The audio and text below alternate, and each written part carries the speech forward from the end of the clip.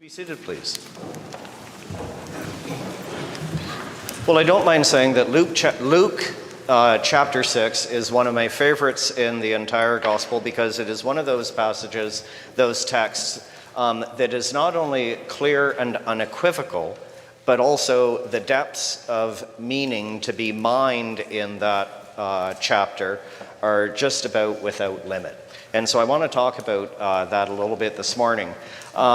So firstly, there are these lists of blessings that Jesus issues. And I'm not sure that we can fully comprehend the extent to which everything he said at the front end, well, actually throughout this passage, would have been shocking to the people who heard him speak that day. There were default setting understandings of how the world works in the culture at that time. And a part of that package of default understandings was that if you were having a struggle in your life, or if you're poor, or if you're hungry, or if you're experiencing grief, or if people around you seem to have ganged up on you and speak ill of you, that you must be a tremendous and unrepentant sinner, a horrible person, because obviously God is displeased with you and is punishing you. That was the default understanding. And then the corollary was true, too, as they assumed, that if things were going well for you and you had living a life of luxury and that sort of thing, well, obviously God was very happy with you, and you must therefore be a spectacular and virtuous and good person. When I say that I'm not sure we can fully understand the shock value of what Jesus spoke that day, it is still operative in many places. 30-odd, I guess, years ago, when I was in training in hospital chaplaincy, it was not uncommon to, whether it was a car accident or some other tragedies that would happen, for people to say, "What did I do so wrong that God is punishing me like this?"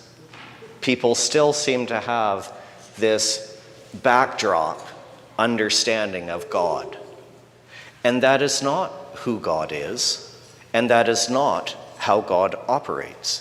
And that is a large part of what Jesus is getting at in this text today. So between both the blessings and then also the woes, if you think about the tremendous insight he is giving to us with those woes, is he is cautioning us around not getting too attached to things that can be taken away from us in a heartbeat.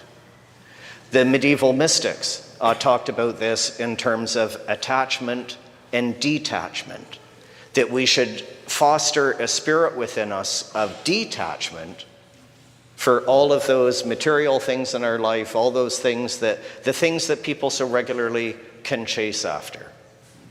And this passage, those blessings and woes, it reminds me of a story told. It was Henri Nouwen once who made the remark about a fellow he knew, and this fellow sadly was terminally ill.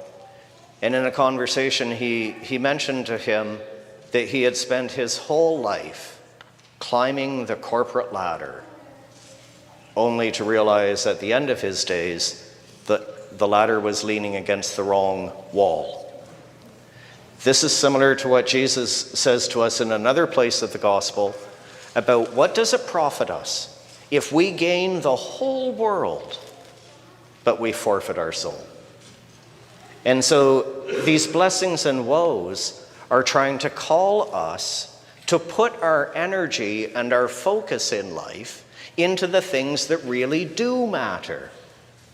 Our relationships, our families, all of those things that do not depend on the size of your bank account balance. That those are the important things. Those things, put our focus and energy into those things that are eternal, those things that are lasting, those things that are transcendent. Chase after those things. And don't worry about what kind of car you drive, what kind of house you live in, all of those markers our society uses to try and delineate who the wonderful and good people are and who the not so much so sorts of people are. And then in the last part of this gospel text, he gives us such wise advice. And again, this is about navigating human relationships and community differently. So much of human relationships, and look at even international relations today. One nation causes an offense against another nation, and what is our response to that? Well, we just have to bomb bigger, bomb harder, and bomb more. That'll do it. Well, can you think really of a time in human history when that has actually worked? You see, these patterns that we get into, the patterns that we do not question, the patterns that we just accept widely, all they lead us to is a trail of carnage and a trail of destroyed human lives. Look at what Mr. Putin is doing, for instance, in Ukraine. For what? A few fields of watermelon? Maybe some bushels of wheat? What is that over, really? And the bodies just keep piling up. More, and more, and more. When has it ever worked? So instead of that way of approaching the world, Jesus offers us something different. Love your enemies. Do good to those who hate you. Bless those who curse you. Pray for those who mistreat you. If anyone strikes you on the cheek, offer the other also. And from anyone who takes away your coat, do not withhold even your shirt. Do you remember that part about attachment and detachment?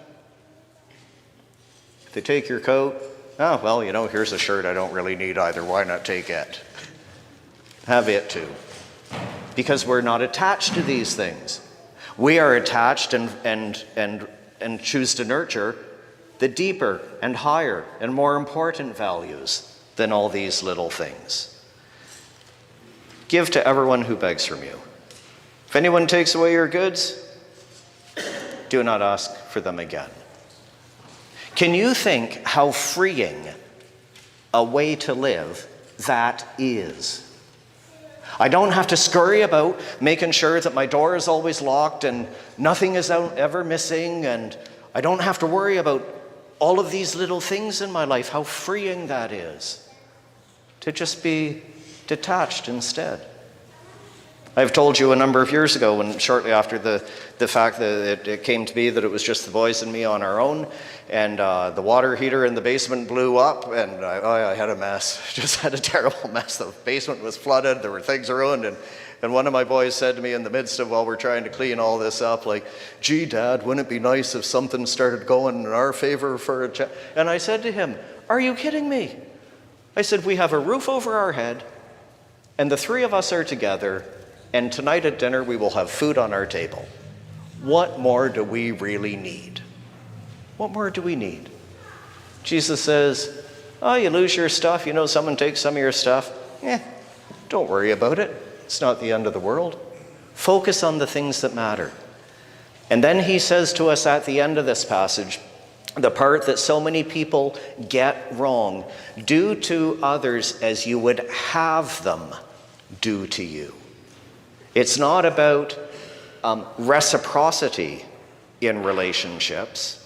It's not about reciprocity, and again, I always say where these things get tested, right, is the drive-through and the grocery store and the gas station and the workplace, all of these places that we humans tend to bump up against each other. That's where these things get tested. And it's not about if the person behind the checkout is in a snarly and nasty mood that day and they're nasty with you consequently. Smile instead. Do to others as you would have them do to you. Because on a day that you might be down, on a day that perhaps you've gotten some bad news or some bad phone calls or things just aren't going your way, what do you want out of other people in the world? Do you want everyone to respond to you in a like fashion and be miserable and horrible and awful with you? Or do you want people to maybe shed some light into the darkness and lift your day?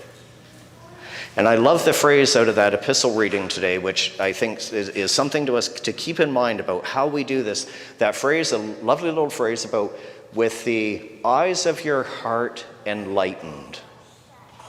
Isn't that a wonderful phrase? The eyes of your heart enlightened. So that we don't approach life as if everything is a balance sheet of trade-offs and it all has to equal out at the end. You know that one bumper sticker? It's one that I don't mind saying I absolutely detest. Hope that the one that says, he who has the most toys at the end wins. Oh. This gospel text today is the absolute antithesis of that, the absolute opposite of that. We want, as Christian people, we have the eyes of our hearts enlightened. And so we come into all of those interactions with people, especially the people who rub you the wrong way or get under your skin or who have aggravated and annoyed you. We have the eyes of our heart enlightened so that we don't respond to like with like. We don't respond in kind when other people are nasty and miserable, because we look at where that has led the world and what it leaves us with at the end, and that ain't pretty.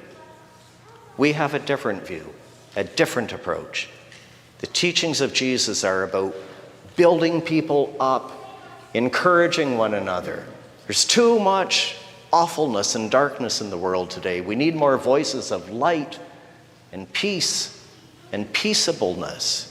It's a phrase that an American ethicist of a number of years ago now, Stanley Hauerwas, a phrase that he used a lot is about peaceableness, that we live a peaceable life, that we bring into the world a peaceable energy, light energy.